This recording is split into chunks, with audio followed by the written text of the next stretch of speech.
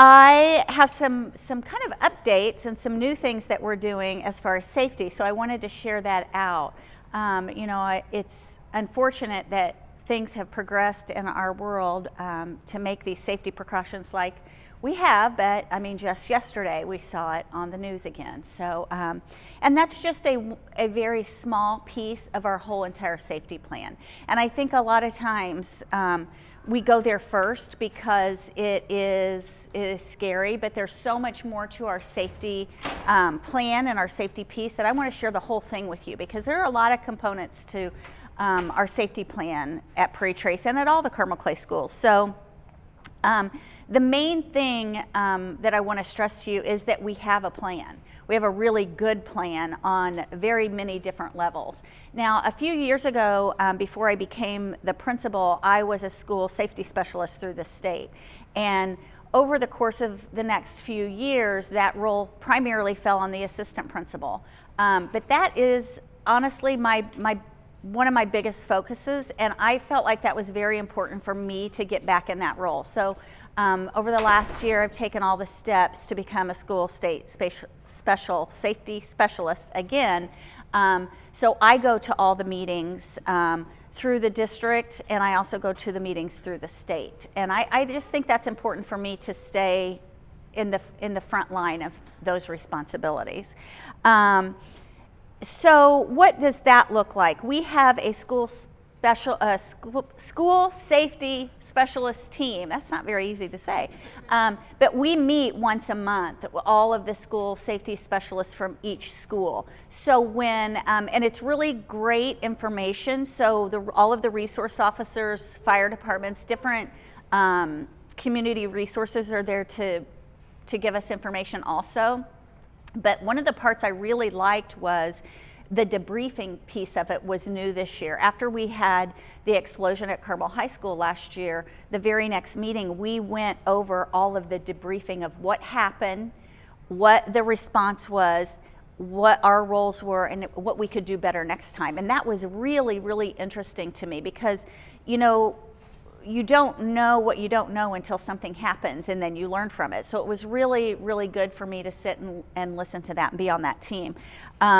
But we also have a new school students service person, David Woodward, and he's in charge of all of our safety, and he has done an absolute phenomenal job.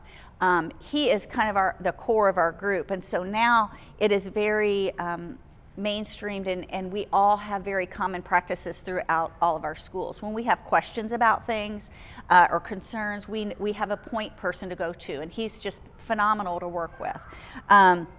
So as we're putting all of these plans together, I've learned a lot about Prairie Trace, like where the shutoff valves are, where all of these different things are, who has access to my building, who does not have access to our building. So a lot of education has been done over the last year that I know our building even better than I did before. So that part has been great.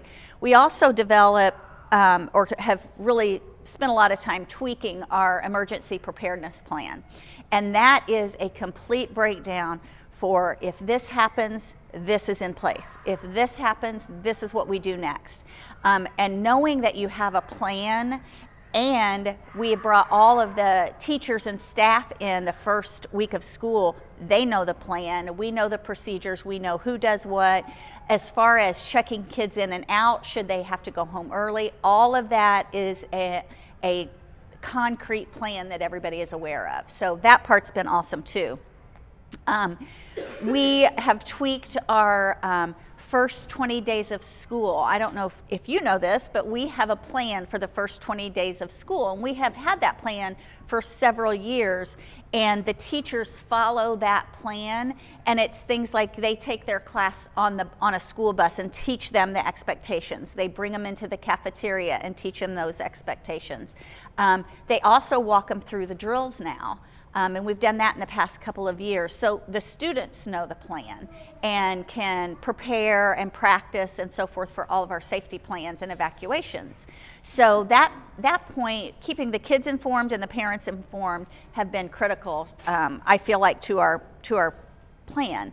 Over the summer, we we've had safety bags for every classroom, and inside that safety bag is a teacher's class list with all parent phone numbers and contact information.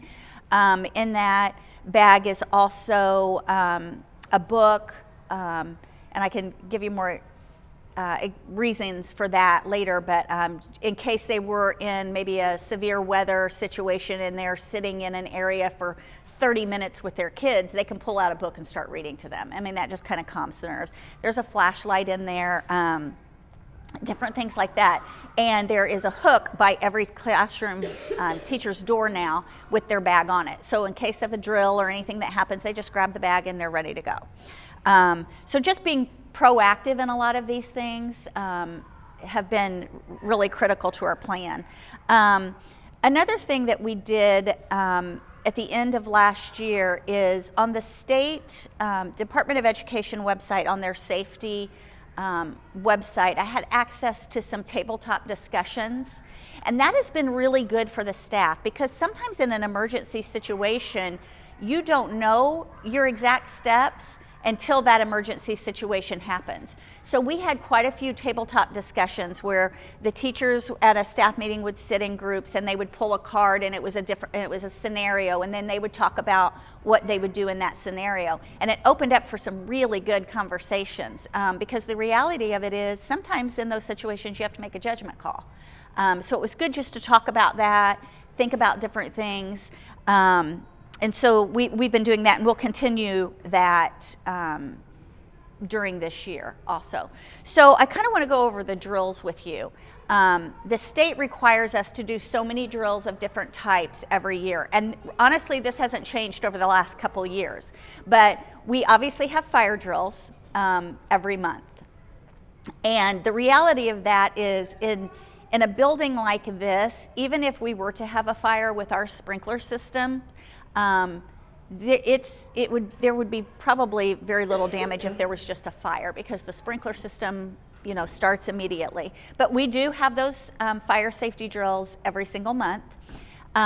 One of the new kind of hot topics for fire drills now are, do you evacuate as soon as you hear the drill?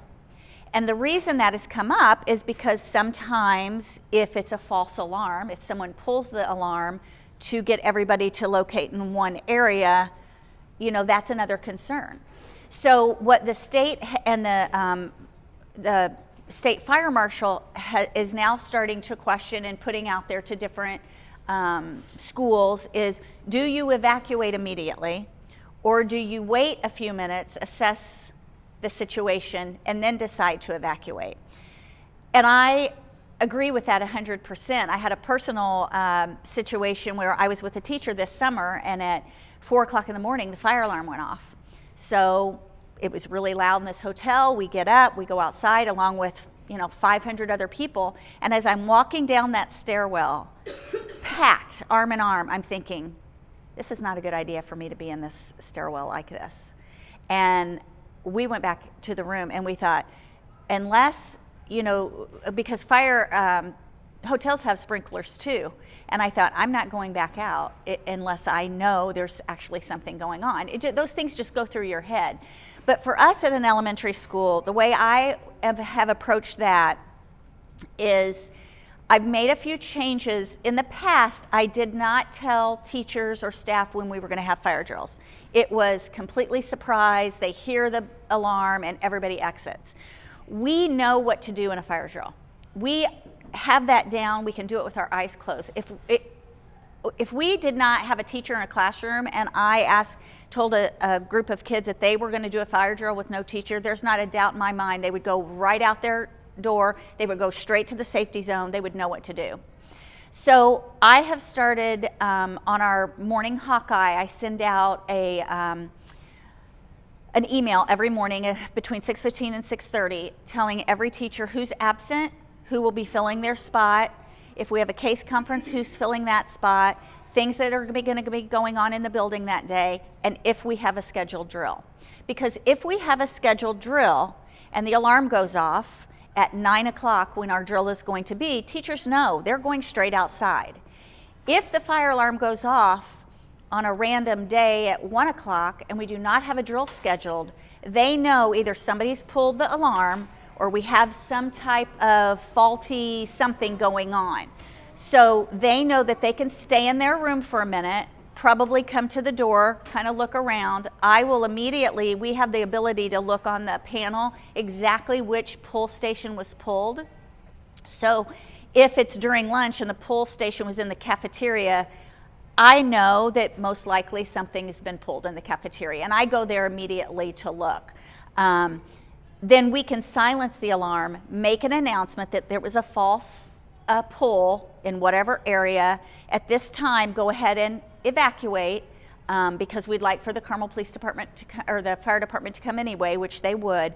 Or I can say, this was pulled. We have no idea what is going on. Stay in your rooms until you hear further from me. So we have that ability to communicate, which is really, really nice.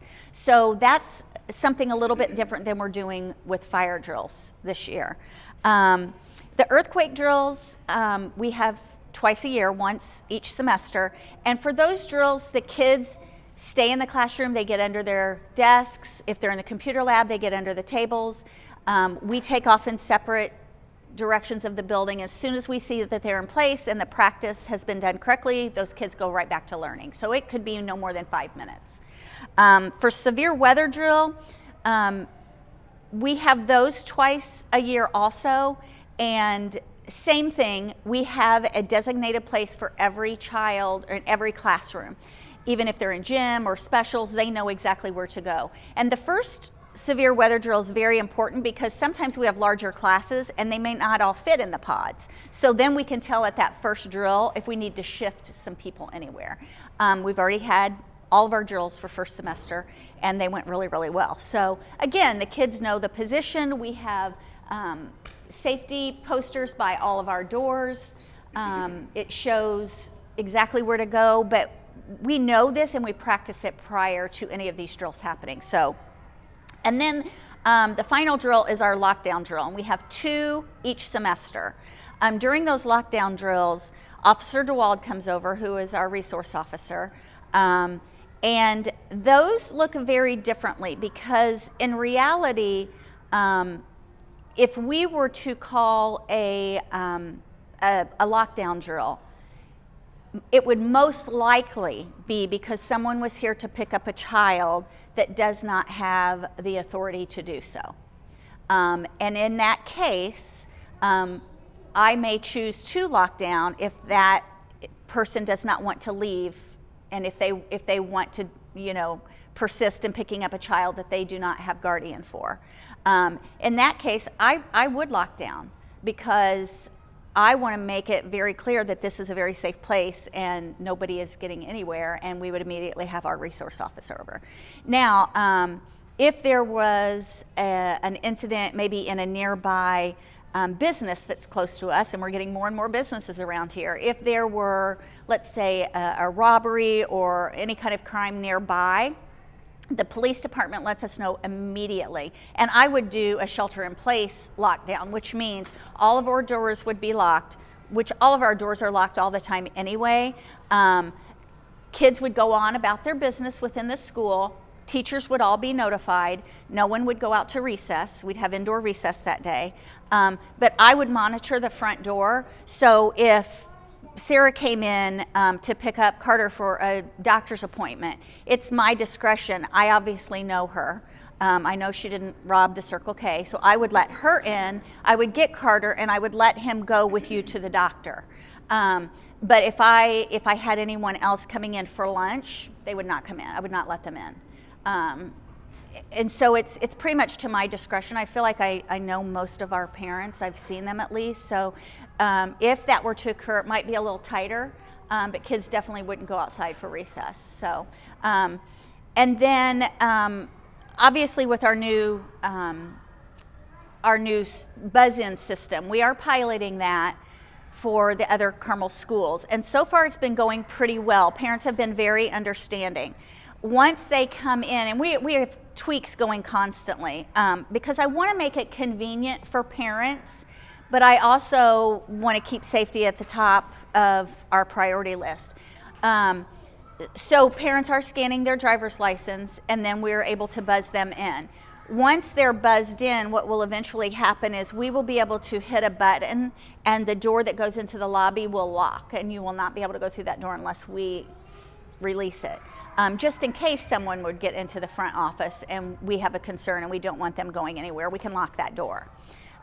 So the district has been fabulous in creating all of these things. We also have safety glass on all of our exterior doors and the whole front that is bulletproof. So those things have been already put into place, which have been great.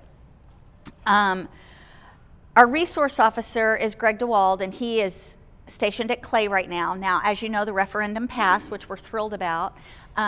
So all of the schools will eventually have a resource officer in the school. And I think that's great. Greg comes over here a lot. He knows our kids. He sees our kids. He sees them a lot more when they go over to Clay. But I think having a resource officer stationed here would be wonderful. It just gives a sense of calmness and, security. For example, when we have a Veterans Day parade, or Veterans Day program, we open up the doors and we let a lot of people in that we don't necessarily scan. You can't scan everybody in a situation like that. I'm thinking of a Carmel High School basketball game. You can't have everybody that goes to that game put their driver's license in. So just the presence alone, I think, is helpful. I'm also thrilled because it will provide a lot more mental health services to kids.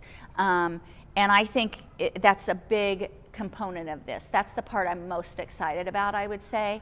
And our teachers, our school staff, parents, we all have really good relationships with our kids, our teachers, each other, our friends' kids, and I think that's a big part of it too. The kids supporting each other and talking about things and sharing with their teacher if they have a concern about a student is really, really important too. So I think all of those things combined have really kind of shored up some of our things that maybe weren't as tight before when it comes to safety.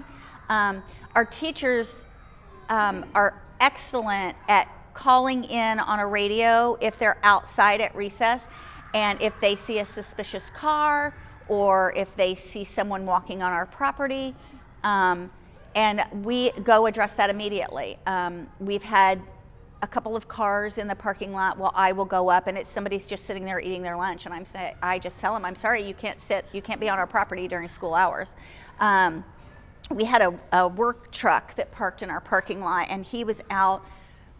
I don't know what he was doing, but he was like a cable person, and I tracked him down. I had the resource office over here in a minute, and we called the plates in, and we said, contact your person, they have to move this truck, because there's a strange truck sitting in our parking lot, and that's not going to happen. So being very aware of what's going on. The teachers are, like I said, great at radioing things in. We also have spent some extra funds on radios in our building, and so every grade level has a radio. Every IA in our building, which we have over 20, all have radios with earpieces. So if we need to lock down, or if we have anything on the playground, we can get a hold of teachers immediately because we have so many people with radios on. So that has been fabulous also. And it's really been nice too that someone can radio and say, I'm in the second grade pod, and there's a kiddo out here the teacher might need a little help with, and I'll go right there. So that part's been great also. But as the things change over the next year, I don't anticipate getting a permanent resource officer here until I would say January would be the earliest, but I think it's scheduled for August because there's some training that they need to go through and so forth. And then I will tell you also that adding the mental health coordinator, Stephanie Whiteside, has been awesome too, because she's been able to help us with resources and getting resources to parents and families that need some resources that I really didn't have access to. So adding all of those pieces, I think we're doing a fabulous job at shoring up the safety practices that I felt pretty confident with. And then the parent communication piece, I think, is really important too. Just keeping those things communicated with parents. The bus radios have been a really big component to this also. We can contact every bus driver with our radio. We can switch the channel, and I can talk to the district from my radio at any minute. I can see all of the cameras throughout our building on my cell phone or sitting at my desk. So I feel like we're in really good shape. But I want to hear from you. What at this point, what are your concerns or what are your questions you have about our safety procedures here at Prairie Trace? Yes? So I did the Parent Safety Academy back in, I think it was in March. Okay. Yes. But one of the big things we talked about is kind of knowing what you're talking to the kids about at each age with as far as like a lockdown drill. Okay. Because they come home with questions and it's like, well, because you don't want to scare them, but right. you also want to use language that they're using.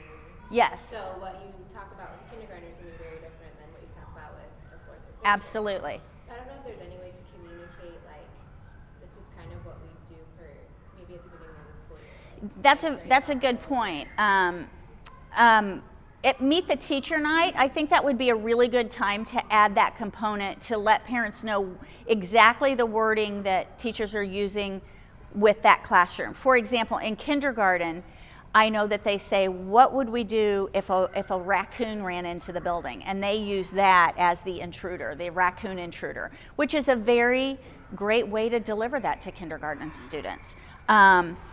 When we're actually having the lockdown drill, I've done it a lot of different ways. The last lockdown drill was, this is a lockdown drill, this is a lockdown drill. Students and teachers, we are now going to have a lockdown drill. Teachers, would you please talk to your students about what we would do if there was an incident in a nearby business and we had to lock our school down? And then I let them talk about that. And while they're talking about it, I go around to see just if everything is in place, if kids are in the classroom and so forth. I may say lockdown drill, this is a lockdown drill. Teachers, please talk to your students about what you would do if an intruder was in the 5th grade pod. So in kindergarten, they could say, okay, if that raccoon's loose in the 5th grade pod, what would we do? Whereas the 5th graders, they know what that means, and they could talk to them more about it. The plan is, I think the old way of doing it was everybody just, stay in one place and hide, which we don't teach them that. And I will tell you, at my last safety meeting, I heard for an hour that I will never, ever forget one of the Virginia Tech survivors speaking. And it was very, very powerful and emotional. And walking away from those meetings, it's difficult to hear a lot of that stuff, but it also made me very appreciative that we are where we are, we have these plans in place, and that we practice them as much as we do. But if we were to say, what would you do if something like that was in the 5th grade pod? If they're on the other side of the building, they know they can get out of the building safely and go somewhere. So I think that's a good point, though. That's something that we could add to our Meet the Teacher Night just to let the parents know, because I think especially for parents that have their kids coming to school for the very first time, it's very different now, and I think that could give them a peace of mind. And yes? Where are the cameras located? Or you don't have to tell me where they are. Yeah. I mean, are they in every pod, in every classroom? They're not inside classrooms. They are all throughout the building, really so we can see down hallways, in entrances, and in pods. In here, we would like to have more added, and we've been talking to David Woodward about that. We're hopeful now that the referendum passed that we will be able to get some more cameras. We've made a couple of tweaks. See, the blue light up here they've added because in the past, if I came on with an announcement, not necessarily a fire alarm, but an announcement, in places where it tends to be loud, and here in the gym, you may not hear it, so now the blue light flashes. So those are just some good things that they've put into place too, but they're all throughout the building. There's a black circle over there above that door, that's a camera.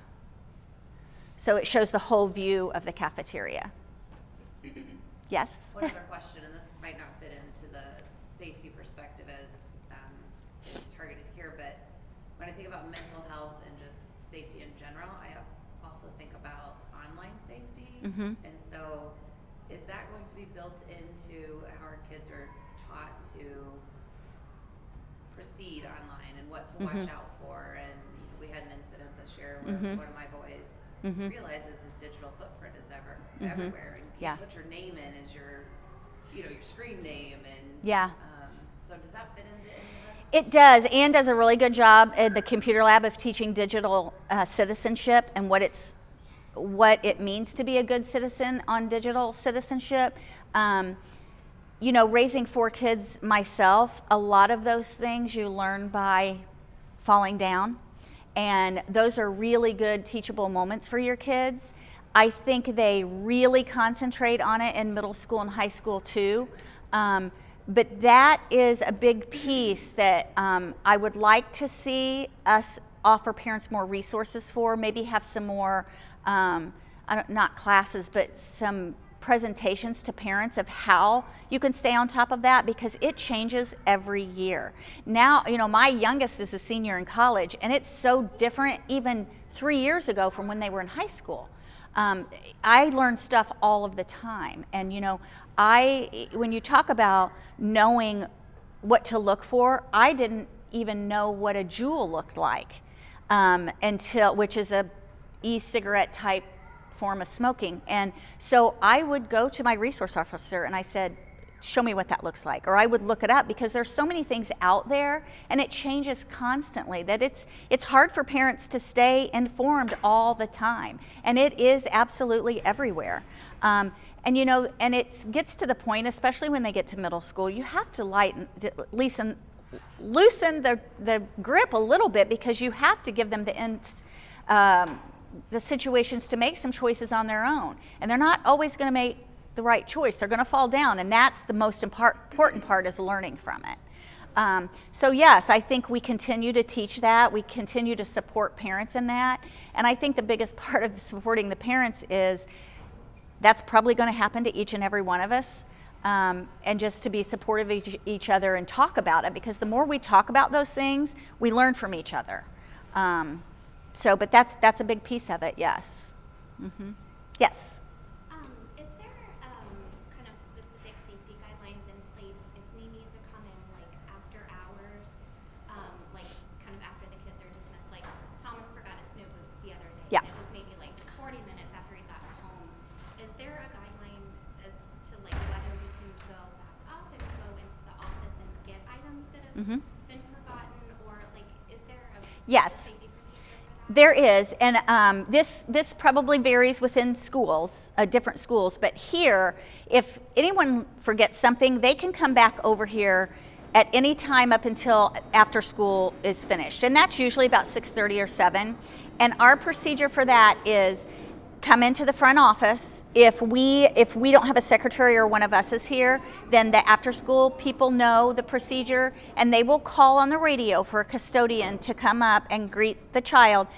The custodian and the child will walk back to get the items and then walk the child back up, because we have had and learned from sometimes if a parent goes back and then they spend 30 minutes going through a classroom, which we don't want to happen.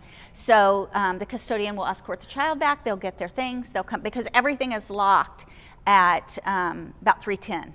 So you can't really get to the pods after that. And then one other quick question. Sure. Just talking earlier about kind of, mental health and kind of different behaviors. If there's ever kind of a threat within the school, maybe if there's a student who, is maybe going through something that there might be potential issues, if they need to be removed from the classroom, or the, safety of the rest of the students in the class might be affected. Are there kind of procedures for that? Is the student removed from the classroom? I've also heard about the rest of the class kind of going out in the hallway.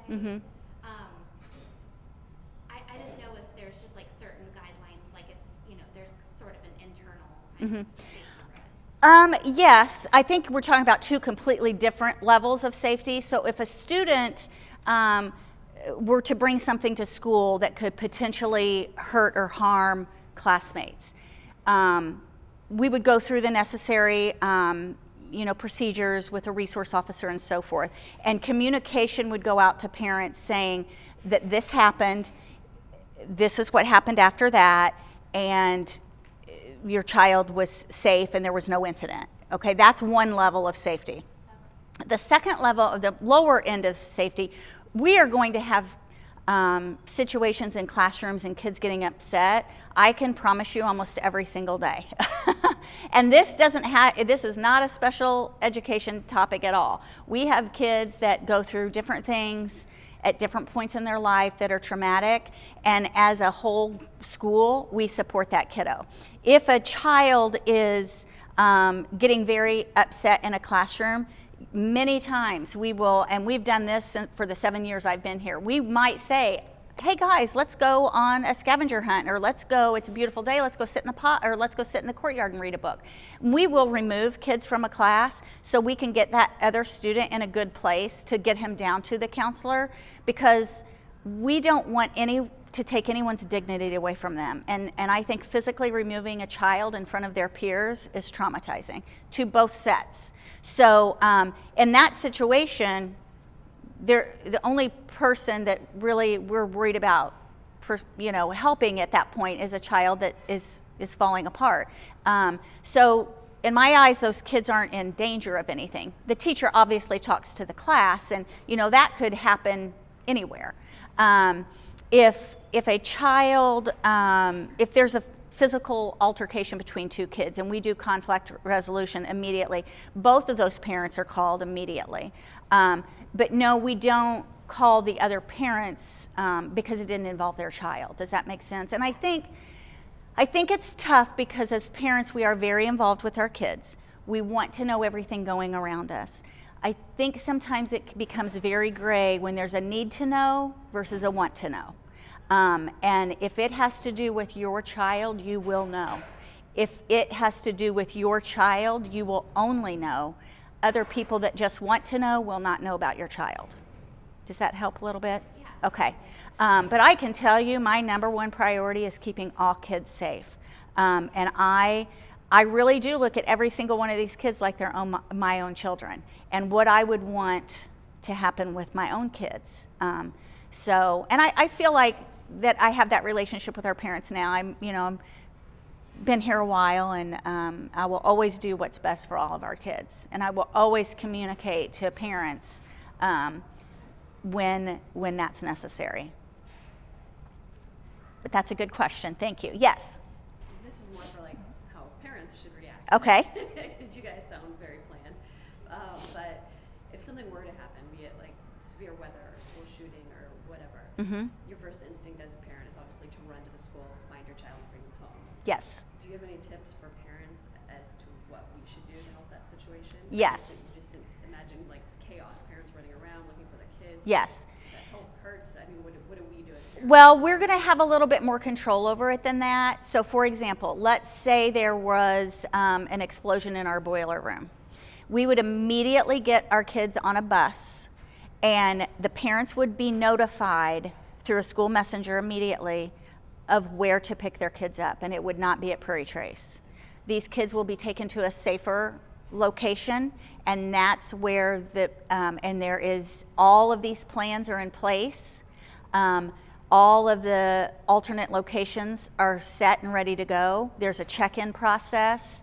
They would tell you exactly where to go. You would show your ID. They would bring your child to you, and you would leave. So it's behind the scenes very, very, very organized. So when you got that initial call, you'd know where to go, what you were doing, and how you were getting your child quick. Mm-hmm. So there is a set spot now that they're going to pick it on the flight. So I moved here this summer from Charlotte, North Carolina. Uh-huh. A nuclear plant. So I could tell you if something happened at the nuclear plant because of how close we were. This was the high school that I drove to Yeah. to pick the kids up. That I didn't even have to wait to listen to go to X. I mean, is the location vary depending on I know where my location is, but we do not, we don't advertise that because that could, looking at Noblesville, when that happened, they made it known everybody was going to the high school, and then somebody called in a threat at the high school. So the only people that will know where that location is you when you get the message from school. Okay. And that makes sense. Yeah, yeah. So there are a lot of things behind the scenes that I think over this next year we'll really be able to inform parents of. And some of it you're not going to know. You're not going to know that location until if that ever happens. But I think just knowing that there's such an incredible plan in place will really make parents feel much more at ease. And honestly, I walk through this building so many times. I feel like I have a really good pulse on what's going on at all times. Our custodians are on top of it. We check doors all day long. Every time kids go out for recess, the last teacher in checks the doors. It's been really great. I feel like this is an extremely safe place. Any more questions? Yes. I have one more, and it's more of not so much a career trade, but wondering if the district or even at the state level, they're starting to look at the anxiety children are feeling now because they have these lockdown drills more. And there's reports and research starting to come out that, maybe that's, it's causing issues in our children because they have a lockdown drill and every so often somebody jiggles the door to see if they're really locked, and that sense of, oh my goodness. Yeah. And what do we need to be doing, I guess, as a society as a whole to help kids not grow up to be these anxious people every time I go into a movie theater or whatever. Yeah. I just didn't know if the district or the state had even started looking at that, or if these reports are starting, because they are just now starting to kind of. They are just starting to come out, and I don't know as far as the state and the district what those plans are. I can tell you that if I have kids here, I always talk to teachers at the beginning of the year. Parents are really good about telling me if their child has anxiety around that. What I found, the most anxiety comes from us, from the adult, because this is new to us. And it's kind of like, the kids don't get very anxious about fire drills because they've been doing it since they were, they've known about fire drills. They've learned about fire safety even in preschool. But teachers reach out to me right away and say, this little one it gets really anxious with that sound. So we will tell them we're going to have a fire drill at such and such time. I still have kids that can't handle that, even if they know it's going to happen. I jump and I'm the one pulling it. So we take a handful of kids outside before we pull the drill, before they hear the siren, and I make them have them be a door holder, or they help me check off the sections when everybody goes outside. They check in and I check it off. So we try to do things like that. I know that if kids get anxious about the lockdown drills, I offer them, here's some different roles you can have in the lockdown drill. And I've taken several of them around to walk through with Mr. DeWald, Officer DeWald and myself, and we ask them to be the door checkers. And so we're doing things like that as we know about them. But I will tell you one of the things I do in safety drills that wasn't a very big hit when I first got here, but I will pull kids from their class and without their teacher knowing it. And Mrs. Shemansky was the victim last time. She's barely talking to me, but I pulled a kiddo out because they were in specials, they were in computer lab. I kind of snuck him into the office and I said, I want to see if they know you're missing.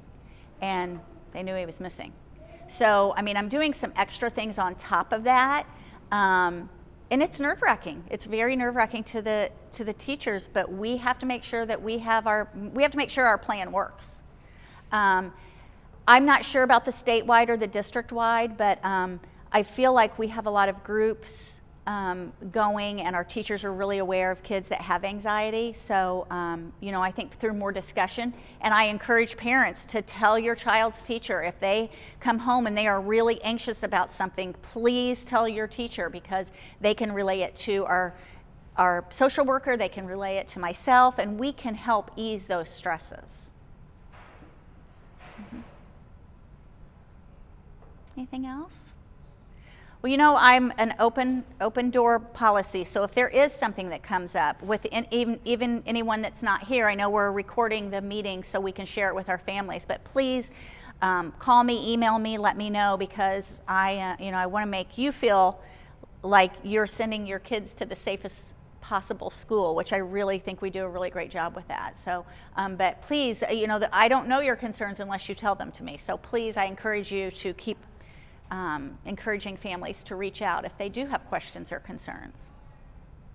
Okay? Thank you. This Thank was you. fantastic. Great. Thanks. Thank